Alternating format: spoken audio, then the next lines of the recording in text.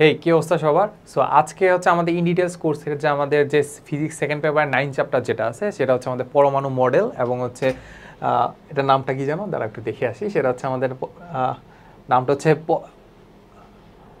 পরমাণু মডেল এবং হচ্ছে নিউক্লিয়ার পদার্থবিজ্ঞান আর কি। সো এটার হচ্ছে আমাদের হচ্ছে সেকেন্ড টপিকটা নিয়ে আলোচনা করব। সো আগের প্রথম টপিকটা আলোচনা করে ফেলছি, সো যেটা যারা দেখো নাই তার আগে দেখে আসো আর কি। সো বরাবরের মতো আমি থাকছি মাহবুর রহমান জিপ্রান, বর্তমানে পড়াশোনা করছি বাংলাদেশ প্রকৌশল বিশ্ববিদ্যালয় বুয়েটে। সো আমাদের যে সেকেন্ড টপিকটা আছে সেটা হচ্ছে আমাদের ক্ষয়। সো ক্ষয় জিনিসটা আসলে কি? ক্ষয় জিনিসটা আসলে বলতে বোঝাচ্ছে আসলে আমাদের তেজস্ক্রিয় ক্ষয়। কি বোঝাচ্ছি? তেজস্ক্রিয় ক্ষয়। আচ্ছা, সো আমরা একটু বুঝি যে আসলে তেজস্ক্রিয়তা জিনিসটা আসলে কি। তেজস্ক্রিয় জিনিসটা হচ্ছে কি, আমাদের সাধারণত আমাদের যে নিউক্লিয়াসটা থাকে বা হচ্ছে আমি যদি একটা পরমাণুর কথা চিন্তা করি, ধরো হচ্ছে এইটা আমাদের একটা কাইন্ড অফ একটা পরমাণু, ঠিক আছে? পরমাণু। সো পরমাণু হচ্ছে এইটা সাধারণত যে 83 পারমাণবিক সংখ্যা 83 যাদের থেকে বেশি, 83 প্লাস যারা, বুঝছো, পারমাণবিক সংখ্যা 83 প্লাস যারা আছে তারা কি হয়, তাদের নিউক্লিয়াসে বিভিন্ন ধরনের বিক্রিয়া ঘটে। তাদের নিউক্লিয়াসে কি ধরনের কি বিক্রিয়া ঘটে, ওই বিক্রিয়াগুলোকে আমরা বলি নিউক্লিয়ার বিক্রিয়া। ওই বিক্রিয়াগুলো ঘটার ফলে ওই যে নিউক্লিয়াসটা আছে না বা ওই যে পরমাণুটা আছে না, এখান থেকে বিভিন্ন ধরনের কণা নিঃসৃত হয়, ঠিক আছে? সো বিভিন্ন ধরনের কণা নিঃসৃত হয়। এই কণা ধরো হচ্ছে একটা হয়ে গেল হচ্ছে আমাদের আলফা কণা, একটা হয়ে গেল হচ্ছে আমাদের বিটা কণা, আর একটা কণা হয়ে গেল আমাদের কি গামা কণা। সো এই তিনটা কণা নিঃসৃত হয়, আলফা, বিটা এবং গামা। সাধারণত এই তিনটা কণা নিঃসৃত হয়। নিঃসৃত হওয়ার পরে দেখা যায় যে, সো এই যে নিঃসৃত হওয়াকে এটাকে বলতেছি আমরা কি তেজস্ক্রিয়তা। এটাকে আমরা কি বলতেছি? তেজস্ক্রিয়তা। ওকে, ও বোঝা গেল। এই যে তেজস্ক্রিয়তা হইল তো, ঠিক আছে। এখন এই যে কণাগুলো নিঃসৃত হইলো, এর কারণে দেখা যায় যে এই নিউক্লিয়াসের ভরটা আস্তে আস্তে কমতে থাকে। এই নিউক্লিয়াসের কি ভর সাধারণত কমতে থাকে। নিউক্লিয়াসকে ভর কমা মানে কি, এটার একটা ভাঙ্গন তৈরি হয়েছে। এই নিউক্লিয়াসের কি একটা ভাঙ্গন তৈরি হয়েছে, ভাঙ্গার ফলে দেখা যায় যে এটা ফার্স্টে ছিল 83 প্লাস, তারপর আস্তে আস্তে ধরো হচ্ছে কমে হইলো হচ্ছে 82, এরপর 82 থেকে হয়ে গেল ধরো হচ্ছে সামথিং ধরো 80। সো এরকম হচ্ছে সাধারণত ধরো না 83 প্লাস, তো ধরো হচ্ছে কাইন্ড অফ ধরো 100 আছে, ঠিক আছে? 100 হচ্ছে কি তেজস্ক্রিয় মূল্য, ঠিক আছে? ওই তেজস্ক্রিয়টা মূল্যটা ভাঙছে, মানে আলফা বিটা কণা নিশ্চিত হয়েছে। নিশ্চিত হওয়ার পরে তার হচ্ছে ধরো পারমাণবিক সংখ্যা কমে গেছে, বা হচ্ছে আমি যদি ভর সংখ্যা বলি যে নিউক্লিয়াসের ভর সংখ্যাটা সেটা কমে গেছে, ধরো হচ্ছে কমে যে পারমাণবিক সংখ্যাটা হয়ে গেল ধরো হচ্ছে 93, এরপরে হয়ে গেছে ধরো হচ্ছে 90, এরপরে হয়ে গেছে ধরো 83, এরপরে হয়ে গেছে ধরো হচ্ছে আমাদের 80। এখন তুমি বলো, আমি তো বলছিলাম যে 83 প্লাস যারা আছে তারা হচ্ছে তেজস্ক্রিয়তা সাধারণত দেখায়। সো এখন হয়ে গেছে 80, তাহলে সে কি আর তেজস্ক্রিয়তা দেখাবে? সো দেখাবে না।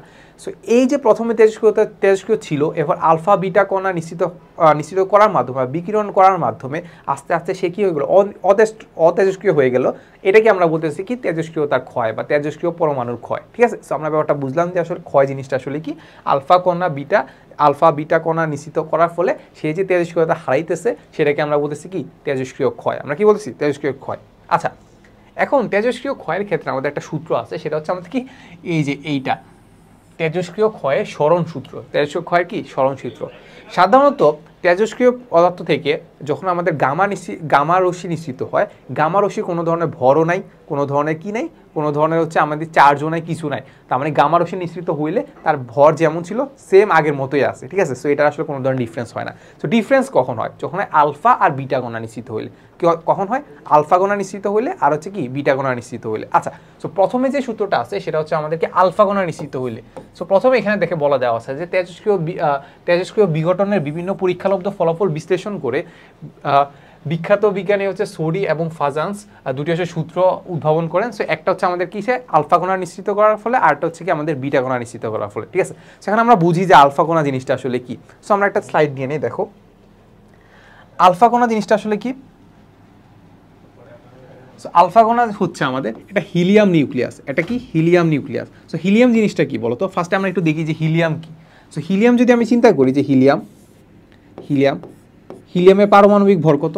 পারমাণবিক ভরকে আমরা আসলে এই যে বাম সাইডে এই পাশে লিখি নাকি। সো এখান থেকে যদি আমি চিন্তা করি বামের এই সাইডে, ওকে, তাহলে এটা যদি আমি চিন্তা করি তাহলে এখানে আমি হিলিয়ামের পারমাণবিক ভর কত? 2। পারমাণবিক কি পারমাণবিক সংখ্যা কত? 2। তাহলে ভর কত হবে? এ ভর হচ্ছে আমাদের কত? 4 নাকি। এটা হচ্ছে আমাদের কি হিলিয়াম, এটা আমাদের কি হিলিয়াম। আচ্ছা, বুঝলাম হিলিয়াম। আমি চাচ্ছি যে এটাকে আমি নিউক্লিয়াসে কনভার্ট করব। নিউক্লিয়াস মানে কি, আমি যদি হিলিয়ামের যদি আমি এখানে পরমাণু বা প্রোটন সংখ্যা কয়টা বলো তো? এখানে আমাদের এনপি মানে কি প্রোটন সংখ্যা কয়টা, প্রোটন সংখ্যা হচ্ছে আমাদের দুইটা, তার মানে এখানে ইলেকট্রন সংখ্যা কয়টা চিন্তা করো তো, ইলেকট্রন সংখ্যা দুইটা হবে না, কারণ কি সে নিরপেক্ষ।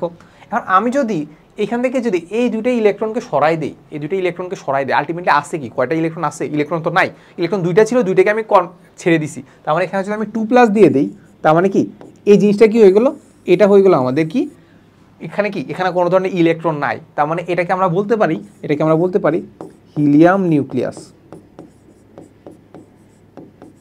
আমরা কি বলতে পারি, হিলিয়াম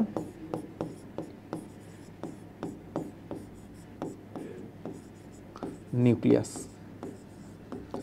ওকে, সো এটা হয়ে গেল আমাদের কি হিলিয়াম নিউক্লিয়াস। এই যে হিলিয়াম নিউক্লিয়াসটা আছে না, এইটাকে আমরা সাধারণত বলি হচ্ছে কি আলফা কণা, এটা কি আমরা কি বলি আলফা কণা। সো এটা হচ্ছে আমাদের হিলিয়াম 2+, সো এটা হচ্ছে আমাদের কি হিলিয়াম নিউক্লিয়াসটাকে আমরা কি বলতেছি আলফা কণা, ঠিক আছে। এখন চিন্তা করো কোন একটা পরমাণু থেকে আমাদেরকে এখানে কি বলছে, দেখো তো আমাদেরকে এখানে কি বলে দেওয়া আছে, আমাদেরকে বলে দেওয়া আছে যে যদি আলফা কণা যদি কোনো একটা ইয়া থেকে নিঃসৃত হয়, তাহলে সেক্ষেত্রে আমাদের কি হয়, সেক্ষেত্রে আমাদের হয় যে কোনো তেজস্ক্রিয় মৌলের পরমাণু আলফা বিঘটন ঘটলে যে নতুন মৌল পরিণত হয়, তার ভর সংখ্যা এবং পারমাণবিক সংখ্যা কি হয়, কীরকম চেঞ্জ হয়, সেটা হচ্ছে আমাদের ভর সংখ্যা চেঞ্জ হয় হচ্ছে 4 একক, এবং হচ্ছে আমাদের পারমাণবিক সংখ্যা চেঞ্জ হয় হচ্ছে 2 একক। 2 একক কী হয়ে যায়, কমে যায়, 2 একক কি কমে যায়। তো এখন আমরা একটু ব্যাপারটা বুঝি যে আসলে কেন কমে। এই যে দেখো আমরা যে আলফা কণার কথা বলতেছিলাম, এই যে আমরা আলফা কণার কথা যখন বলতেছিলাম, কোনো একটা নিউক্লিয়াস থেকে, কোনো একটা নিউক্লিয়াস ধরো হচ্ছে আমাদের ধরো হচ্ছে এইটা আমাদের সেই নিউক্লিয়াসটা, এই নিউক্লিয়াস থেকে ধরো আলফা কণা চলে গেল। আলফা কণা মানে কি, আলফা কণা মানে হচ্ছে আমাদের এই যে He242+, এইটা কি হয়ে গেল, চলে গেছে। এখন এইখান থেকে চলে যাওয়া মানে এটা কি বলো তো, চলে যাওয়া কি মানে এইটা না, চলে যাওয়া কি মানে এইটা না যে দুইটা প্রোটন চলে যাওয়া, তার মানে এই দুইটা চলে যাওয়া মানে কি দুইটা প্রোটন চলে যাওয়া, দুইটা কি প্রোটন চলে যাওয়া, বুঝা গেছে। এই যে একটা নিউক্লিয়াস আছে, এই নিউক্লিয়াস থেকে যদি আমি আলফা কণা নিঃসৃত করি বা আলফা কণা যদি নিঃসৃত হয়, সেক্ষেত্রে আলফা কণা মানে কি হিলিয়াম নিউক্লিয়াস মানে কি, তার মানে দুইটা প্রোটন চলে গেছে, মানে এই যে নিউক্লিয়াস আছে ওইখান থেকে দুইটা প্রোটন চলে গেছে, তার মানে এখান থেকে আমি বলতে পারি যে পারমাণবিক সংখ্যা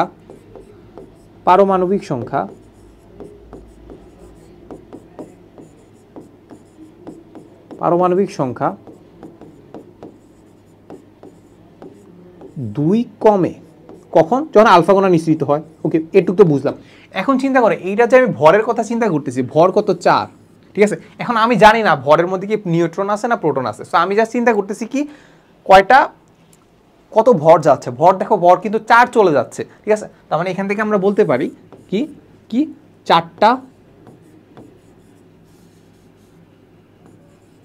ভর সংখ্যা 4 চলে যায়। সো ভর সংখ্যাটা কি, সেখানে আমাদের প্রোটনও থাকতে পারে নিউট্রনও থাকতে পারে, ঠিক আছে। ভর সংখ্যা 4 চলে যায়, আমরা এটাকে আমরা এখানে লিখে বলতে পারি যে আসলে ভর সংখ্যা কত হয়, ভর সংখ্যা 4 কমে, ভর সংখ্যা 4 কমে। সো এই দুইটা কখন ঘটে, এই যে আমরা যেগুলো বলতেছি এইগুলো আসলে কখন ঘটে, এগুলো আমাদের ঘটে হচ্ছে আমাদের কখন, আলফা কণা নিঃসৃত হলে, আলফা কণা নিঃসৃত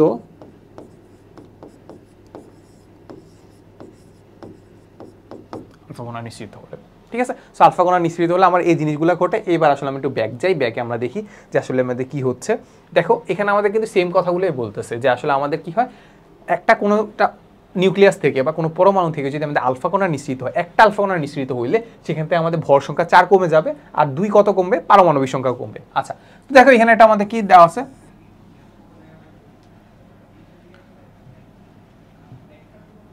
দেখো এখানে আমাদেরকে একটা ব্যাখ্যা দেওয়া আছে। ধরো হচ্ছে আমরা এইটা দেখি, চলো এই যে এইটা, ঠিক আছে। দেখো রেডিয়ানের ক্ষেত্রে রেডিয়ানের ভর কত ছিল, রেডিয়ানের 88 ছিল আমাদের পারমাণবিক সংখ্যা। এখান থেকে আমি একটা আলফা কণা চলে গেছে, আলফা কণা চলে যাওয়া মানে কি, সো এখানে দেখো আমি যদি এখানে লিখি যে রেডিয়ান, সো ভর সংখ্যাটা আমরা এই জায়গায় লিখি না, সাধারণত আমরা এই জায়গায় লিখি। সো 226 আর হচ্ছে আমাদের পারমাণবিক সংখ্যা 280। সো এখান থেকে চলে যাবে কি আলফা কণা নাকি, সো এই আলফা কণা বা হচ্ছে আমাদের কি হিলিয়াম নিউক্লিয়াস। সো এইখানে আমাদের 2+ এর আসলে কোনো ধরনের কাজ নাই, 2+ দিয়ে যাচ্ছে, এটা বোঝাচ্ছে যে এখানে আসলে কোনো ধরনের কি নেই, ইলেকট্রন নাই, সো এটুকুই বোঝাচ্ছে। আচ্ছা তার মানে এটা হবে কত 2, এটা হবে কত 4, তাহলে এইটা যদি চলে যায় চিন্তা করো, তাহলে আমাদের এখান থেকে প্রোটন ছিল 88টা, এখন চলে যাবে কয়টা, 2টা চলে যাবে, তার মানে কত থাকবে 86।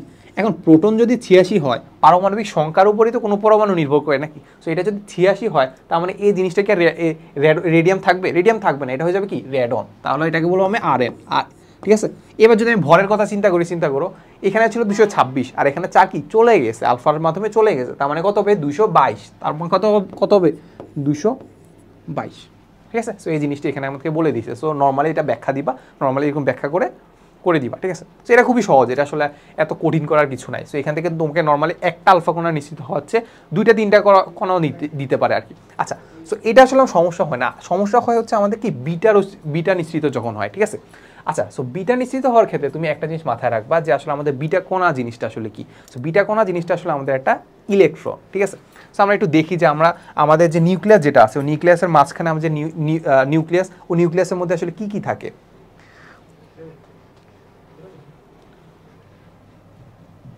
ওকে, সো এইটা হচ্ছে আমাদের একটা নিউক্লিয়াস, এইটার হচ্ছে আমাদের একটা কক্ষপথ, ধরো হচ্ছে এইটা হচ্ছে আমাদের কি কক্ষপথ, এটা আমাদের কি কক্ষপথ। আচ্ছা, এই কক্ষপথে কি কি থাকে, এই কক্ষপথে আমাদের এই জায়গায় থাকে হচ্ছে আমাদের কি ইলেকট্রন, এদের ইলেকট্রন, আর এই জায়গায় ধরো থাকে হচ্ছে প্রোটন, আর এই জায়গায় থাকে ধরো কি থাকে নিউট্রন, নাকি এই জায়গায় নিউট্রন। আচ্ছা, এই যে আমি নিউট্রনগুলোকে যদি আমি একটু কল্পনা করি, নিউট্রনগুলোকে যদি কল্পনা করতে পারি, ধরো হচ্ছে এইটা হচ্ছে আমাদের কি, এটা আমাদের কি নিউট্রন, এটা আমাদের কি নিউট্রন। ঠিক আছে, এইটা আমাদের নিউট্রন, এই নিউট্রনটাকে যদি আমি ভাঙি, তাহলে কি হয় চিন্তা করো, এই নিউট্রনটা ভাঙলে, এই নিউট্রনটাকে ভাঙলে আমি পাবো একটা প্রোটন পাবো, আর একটা পাবো কি একটা ইলেকট্রন পাবো।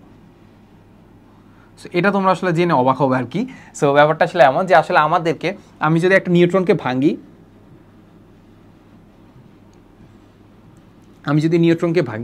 একটা পাবো হচ্ছে আমাদের, একটা পাবো হচ্ছে আমরা কি পাবো, একটা পাবো হচ্ছে প্রোটন, আরেকটা পাবো কি, আরেকটা পাবো হচ্ছে ইলেকট্রন।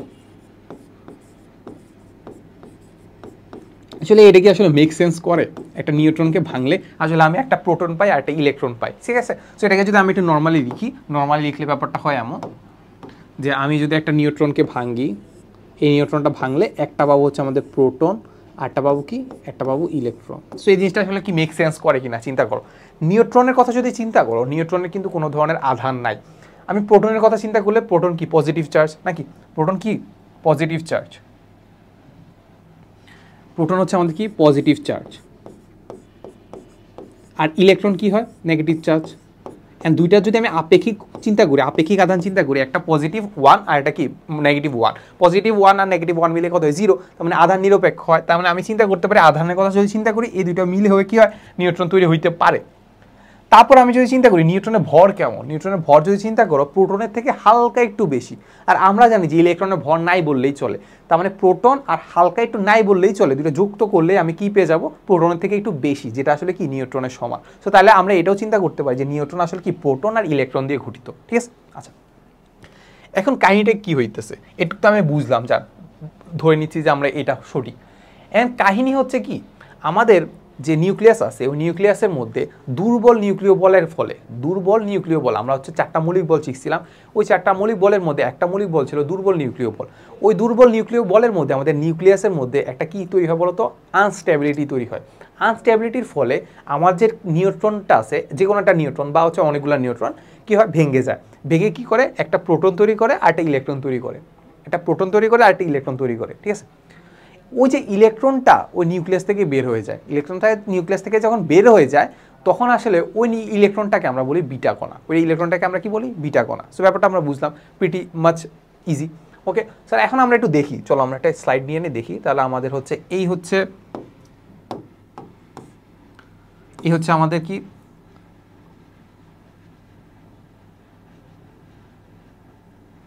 এই হচ্ছে আমাদের ধরো কক্ষপথ, এটা হচ্ছে আমাদের নিউক্লিয়াস। সো এখান থেকে আসলে আমাদের কি হচ্ছে দেখো তো, এখান থেকে হচ্ছে আমাদের কি হয়েছে একটা, ধরো এটা হচ্ছে দাঁড়াও, এটা একটু আমরা একটু জুম করতে হবে।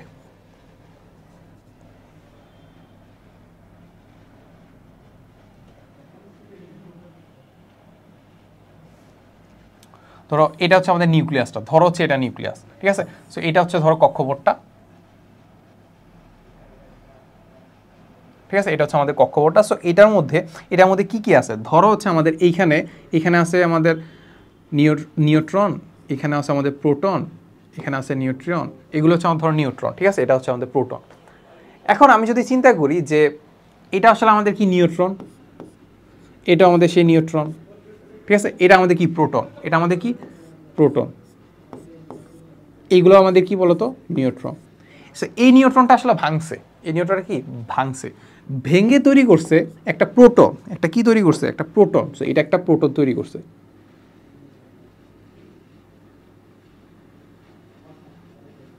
এটা একটা প্রোটন তৈরি করছে, ঠিক আছে,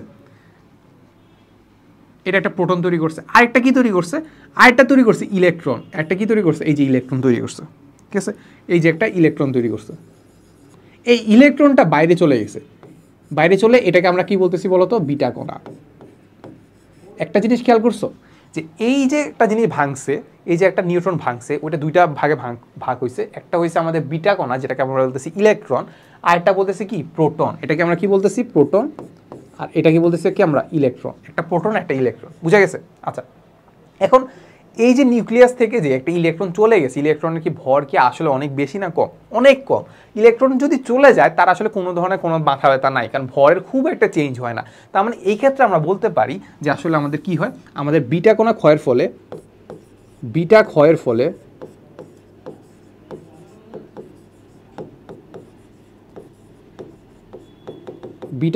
আমাদের কি হয়, বিটা ক্ষয়ের ফলে আমাদের এক ভর সংখ্যা সেম থাকে, কি থাকে বলতো, ভর সংখ্যা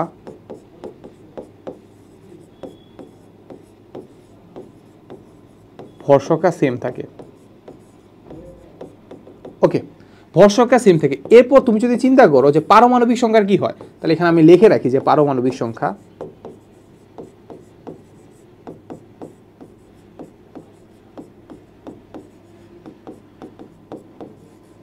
পারমাণবিক সংখ্যা দেখো কি হচ্ছে, এই যে নিউট্রনটা ভাঙলো এটা কিসে কনভার্ট হয়েছে, একটা হয়ে গেছে আমাদের ইলেকট্রন যেটা চলে গেছে, আরেকটা আছে কি প্রোটন। তার মানে কি হয়েছে, এক প্রোটন বাড়াই দিছে, পারমাণবিক সংখ্যা কি করছে, এক বাড়াই দিছে।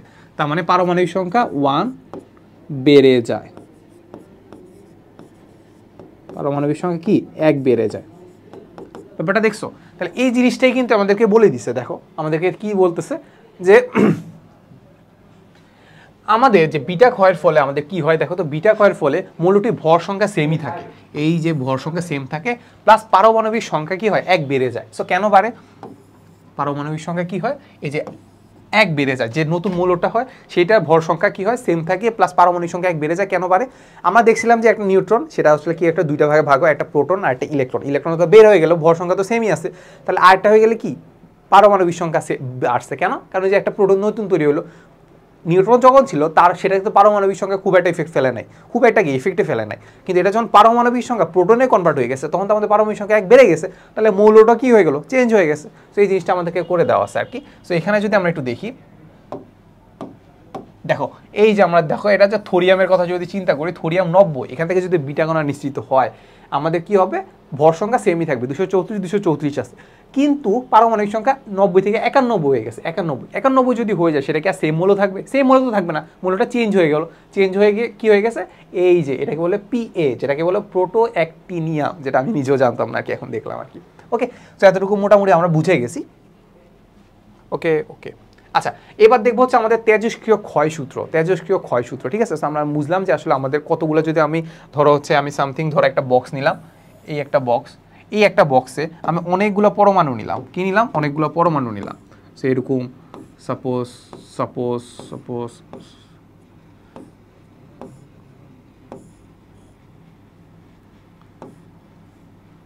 এরকম অনেকগুলা হাজারটা পরমাণু নিলাম, সবগুলো কি, সবগুলো হচ্ছে তেজস্ক্রিয়। তো তেজস্ক্রিয়র কারণে এখানে কি হচ্ছে বলতো, আলফা কণা বিটা কণা নিঃসৃত হচ্ছে। সো আলফা বিটা কণা যখন নিঃসৃত হচ্ছে তার মানে এই যে তেজস্ক্রিয় মৌলগুলা আস্তে আস্তে কি হচ্ছে বলতো, ক্ষয় হচ্ছে, নাকি ক্ষয় হয়ে কি হচ্ছে বলতো, অতেজস্ক্রিয় মৌল পরিণত হচ্ছে, ঠিক আছে, অতেজস্ক্রিয়তা মানে তেজস্ক্রিয়তা হারাচ্ছে নাকি। তো এইখানে ধরো হচ্ছে আমাদের পরমাণু সংখ্যা আছে, পরমাণু সংখ্যা আছে, ধরো প্রথমে যখন আমি নিলাম পরমাণু সংখ্যা আছে ধরো এনটা, কয়টা আছে বলতো, এনটা, সো এই এনটা কি বলতো, অক্ষত আছে নাকি হচ্ছে এটা ক্ষয় হয়ে গেছে? এটা আমি ধরে নিচ্ছি অক্ষত আছে, ঠিক আছে। তো এটা হচ্ছে আমাদের কি বলছে, অক্ষত। এটা কি আছে, অক্ষত পরমাণু, ঠিক আছে। আচ্ছা, এখন আমাদেরকে যেটা বলতেছে কি, সো এখন আমরা একটু দেখি যে আমাদেরকে কি বলতেছে, যে কোনো মুহূর্তে তেজস্ক্রিয় পরমাণুর ভাঙ্গন কতটুকু ভাঙবে বা অবক্ষয়ের হার ওই সময়ে উপস্থিত অক্ষত পরমাণুর সমানুপাতিক। অক্ষত কি, পরমাণুর সমানুপাতিক, ঠিক আছে। সো নর্মালি তুমি যদি 1000টা যদি মৌল নাও যারা কি অক্ষত আছে, তাদের যে ভাঙ্গনের হারটা প্রতি সেকেন্ডে যতটুকু ভাঙবে, সেটার থেকে আমি যদি 100টা নেই, 100টা অক্ষত পরমাণু নেই, সেইটার হারটা কম হবে, সেটার হারটা কি কম হবে। তার মানে এখানে আমি বলতে পারতেছি যে ভাঙ্গনের হার মানে কি, ধরো হচ্ছে আমি বললাম যে টি সেকেন্ডে, ধরো টি সেকেন্ডে আসলে আমাদের প্রথমে ছিল এনটা, তাহলে আমি যদি বলি ডিএন মানে কি বলতো, ডিএন মানে হচ্ছে কতটা ক্ষয় হয়েছে। প্রথমে ছিল ডিএন মানে কি বলতো, ডিএন মানে হচ্ছে N2 - N1। এনগুলা কি বলতো, আমি বলে দিছি অক্ষত পরমাণু নাকি, সেখানে লিখে অক্ষত পরমাণু, ঠিক আছে। তার মানে প্রথমে ছিল N1, এরপর হয়ে গেছে N2, তাহলে যেটা বাদ দিলাম সেটা আমরা কি পাচ্ছি, সেটা পাচ্ছি আমাদেরকে ক্ষয়ের হার নাকি, কতটুকু ক্ষয় হচ্ছে। তার মানে ডিএন ইকুয়ালটা আমরা লিখতে পারি ক্ষয়, ঠিক আছে, কতটুকু ক্ষয় হচ্ছে, কয়টা পরমাণু ক্ষয় হয়েছে, ঠিক আছে। তাহলে এখান থেকে আমরা বলতে পারি যে ক্ষয় হয়েছে টি সময়ে ক্ষয় হয়েছে হচ্ছে ডিএন পরিমাণ।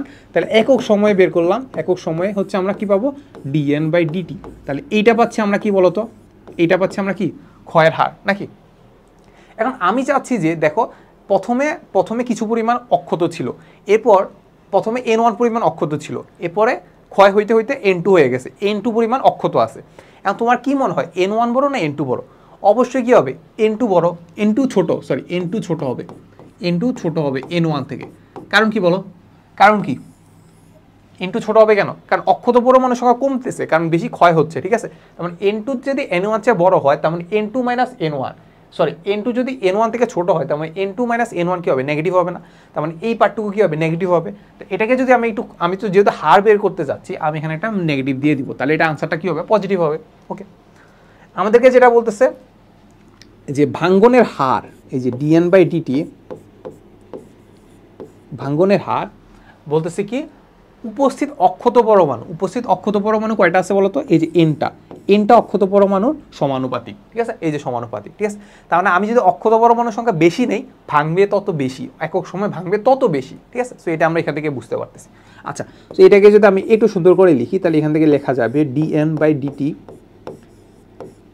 = একটা ধ্রুবক নিয়ে নিলাম, এই ধ্রুবকটাকে বলবো, এখানে একটা মাইনাসটা এদিকে চলে আসলো, এটাকে বলবো আমরা ল্যামডা এন। এটাকে কি বলবো, ল্যামডা এন। সো এটাই হচ্ছে আমাদের সেই কাঙ্ক্ষিত তেজস্ক্রিয় ক্ষয়সূত্র। এটাকে আমাদের কি বলি, তেজস্ক্রিয় ক্ষয়সূত্র। এটা কি বলবো, তেজস্ক্রিয় ক্ষয়সূত্র। ওকে, এই যে আমরা একটা ল্যামডা দেখতে পাচ্ছি,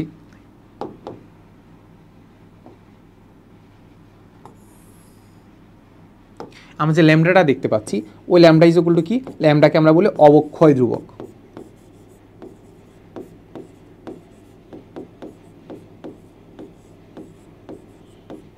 এটাকে কি বলতেছি আমরা, অবক্ষয় ধ্রুবক, ঠিক আছে। তো অবক্ষয় ধ্রুবক জিনিসটা কি, দেখো অবক্ষয় ধ্রুবক জিনিসটা যদি আমরা একটু করতে চাই, তাহলে দেখো এখান থেকে আমরা একটা কাজ করতে পারি, যে দেখো এখান থেকে যদি আমরা ল্যামডাটাকে আলাদা করে রাখি, তাহলে এই পাঁচটাকে যদি করি, তাহলে দেখো এখানে আলটিমেটলি আসলে এটাই হয়, ডিএন/ডিটি × 1/n, ঠিক আছে। এই ব্যাপারটা এমনই আসে। এখন আমি যদি n এর মান 1 নিয়ে ধরে নেই, মানে একটা পরমাণু যদি চিন্তা করি, অক্ষত পরমাণুর কথা যদি চিন্তা করি, একটা অক্ষত পরমাণু ডিটি এর মানও 1 ধরে নিলাম, ডিটি এর মানও কি ধরে নিলাম, 1 সেকেন্ড ধরে নিলাম, তাহলে দেখো আমাদের কি হয়, আমি বলতে পারি যে একটা পরমাণু একক সেকেন্ডে কতটুকু ভাঙতে পারে, তাকে আমরা বলতেছি কি, অবক্ষয় ধ্রুবক। 1 সেকেন্ডে একটা মৌল কতটুকু ভাঙতে পারে বা তাকে ভাঙার সম্ভাবনা যতটুকু, সেটাকে আমরা বলতেছি কি, ল্যামডা বা অবক্ষয় ধ্রুবক। তাকে আমরা কি বলতেছি, অবক্ষয় ধ্রুবক, ল্যামডা। আচ্ছা, এটা একক কি হবে ভাই, একক বের করো, চলো আমরা বের করি। একক কি হবে, দেখো এখানে আছে সংখ্যা, এখানে আছে সংখ্যা, সংখ্যার কোনো একক আছে নাই তো। তাহলে সংখ্যা আমরা নর্মালি চিন্তা করলে সংখ্যা কাটা যায়, থাকে কি, নিচে থাকে 1/t। তাহলে টি এর মান যেটা হবে, টি যদি একক যদি আমি সেকেন্ডে বসাই তাহলে এটা হবে কি ল্যামডার একক কি হবে, ল্যামডার একক হবে এখানে আমরা একটু লিখি যে ল্যামডার একক আমার টি এর উপর নির্ভর করে। সো ডিটি এর মান যদি আমাদের সেকেন্ডে হয় তাহলে একক হবে হচ্ছে কি পার সেকেন্ড, যদি ডেতে হয় তাহলে পার ডে, যদি ইয়ারে হয় তাহলে কি হবে পার ইয়ার, সাধারণত পার ইয়ারে হয়, সাধারণত কি পার ইয়ারেই হয়। ওকে, সো এখান থেকে আমরা এই জিনিসটা এখান থেকে বের করে ফেলতে পারলাম। ওকে, এই এটা পরে তো আমরা এখান থেকে মাত্র বের করে ফেলতে পারবো। মাত্রা কি হবে টি ইনভার্স 1 নাকি টি ইনভার্স 1, মাত্রার ক্ষেত্রে তো আসলে সেকেন্ড ডে এসব কনসিডার করি না। আচ্ছা, সো এবার দেখবো যে তেজস্ক্রিয় রূপান্তর সূত্র, ঠিক আছে, তেজস্ক্রিয় যে সূত্রটা আছে সেটা নর্মালি আসলে আমরা খুব একটা ইউজ করি না, আমরা এটাকে আর একটু সিম্পলিফাইড ফর্মে একটু প্রকাশ করার ট্রাই করি। চলো সেটাকে সিম্পলিফাইড ফর্মে প্রকাশ করার ট্রাই করি। তো আমাদেরকে কি দেওয়া আছে বলো, আমরা যেটা জানি যে আসলে আমাদের dN dt is equal to আসলে আমাদের কি মাইনাস ল্যামডা এন।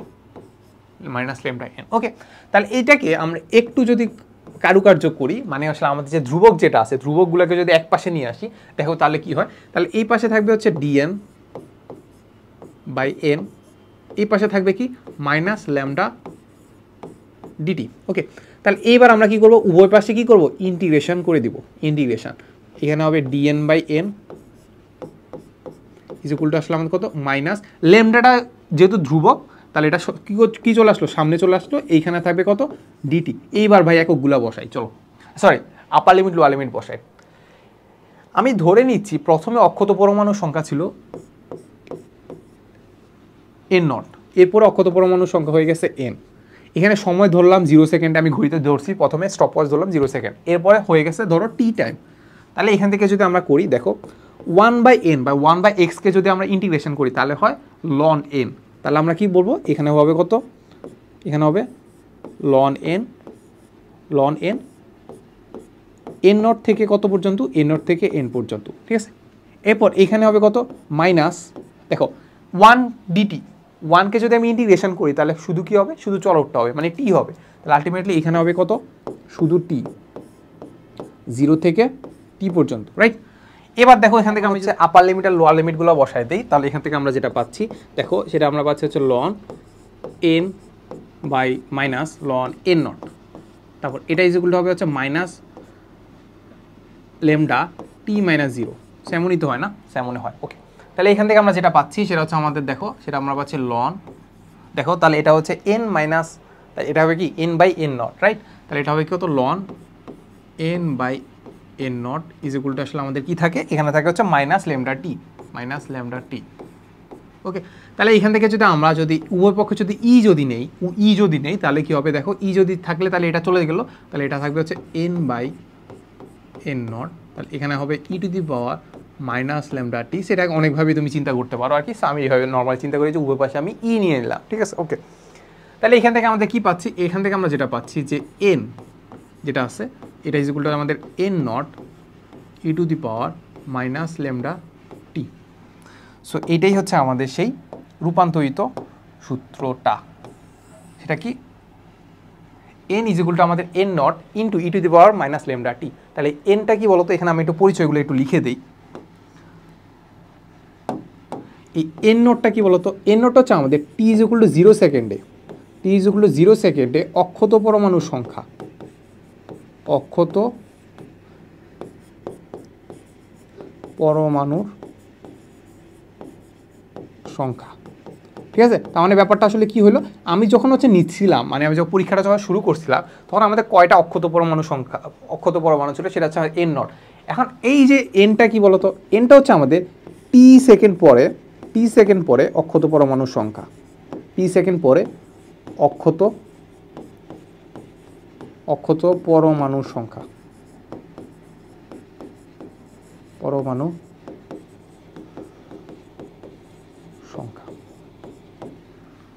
টি সেকেন্ডে অক্ষত পরমাণুর সংখ্যা, ঠিক আছে। ওকে, সো এটা হচ্ছে আমাদের সেই মেইন সূত্রটা। সো এই সূত্রটা দিয়ে আমাদের 1000টা ম্যাথ করতে হবে। সো এটাকে আমি একটা টিক চিহ্ন দিয়ে দিলাম। টি মানে তো এখানে তো আর বাকিগুলো তো আমরা বুঝোই যে ল্যামডা মানে কি অবক্ষয় ধ্রুবক, আর হচ্ছে কি টি মানে কি কত সময় আমি এটা নিচ্ছি, ঠিক আছে। একটু মাথায় রাখবা ল্যামডার মান যদি পার ডেতে বসাও টাইমও কিন্তু ডেতে বসাবা, যদি ল্যামডার মান পার সেকেন্ডে বসাও তাহলে টিও কিন্তু পার সেকেন্ডেই বসাবা। তারপর ল্যামডার মান যদি পারি ইয়ারে বসাও, টিও কিন্তু ইয়ারেই বসাবা, ঠিক আছে? সো এটা একটু মাথায় রাখবা আর কি। সো এতটুকুই ছিল আমাদের হচ্ছে এই টপিকটা, মানে হচ্ছে টপিক নাম্বার 2। সো এটাই ছিল আমাদের আজকের ক্লাসে। সো দেখা হবে নেক্সট কোনো ক্লাসে। আসসালামু আলাইকুম সবাইকে।